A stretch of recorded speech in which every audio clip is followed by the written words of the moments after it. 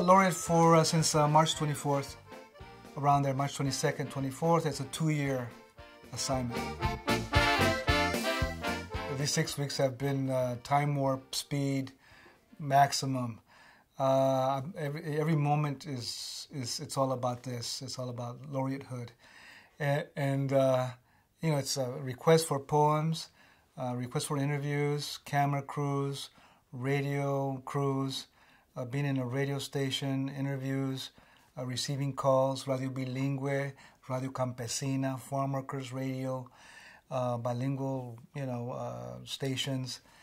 Had interviews, BBC, CNN, NBC Latino, and interviews at school, university interviews, Disney, and on. And my table at home it looks like a pancake house, stacks and stacks, however, of papers that I've never gotten to. I got to get to them. Things that was so hard to write. I got some amazing material out there. I got some amazing material, but I can't get to it. So that's where I've been. There's a duty on top of the duty. Yes, it's a whole new thing. There's so many new perspectives I need to explore, or new ways of actually feeling who I am or being who I am. There's more space now. I'm in a bigger room. The sky itself kind of grew, and the shape of the world is different. And even what California is different, and who I am is different. That's what's going on. I'm not the kind of guy that likes to inflate himself. So I'm the opposite.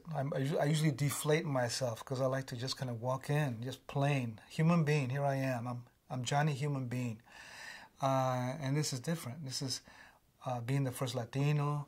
We're calling on you. Can you be a keynote for our students who are just graduating? Can you be a keynote, a speaker for a scholarship assembly of first-generation Latinos and Latinas? What do you have to say about this position you have? How do you feel about it? And what's your goal now? How are you going to address California? So all of a sudden, California is a new California, and all of a sudden the people that, or the groups that, or the imagination that I've been creating in and with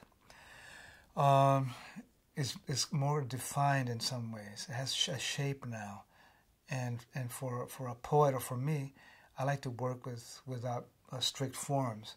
So so now I need to it's like going back home, and yet it's a new home. Because I've been doing this for 40 years. I've been talking to, I've been very interested, dedicated myself to Latino communities, Latino issues, workshops, teaching, writing, workshop, at schools and new schools and community centers, farm worker camps throughout the Southwest, throughout the nation, bilingual programs, continuation high schools, prisons, and to come back and be the Latino poet laureate.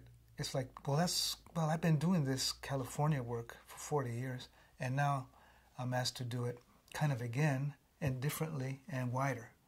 So it's a beautiful hybrid, and I haven't figured it out yet. It's kind of early.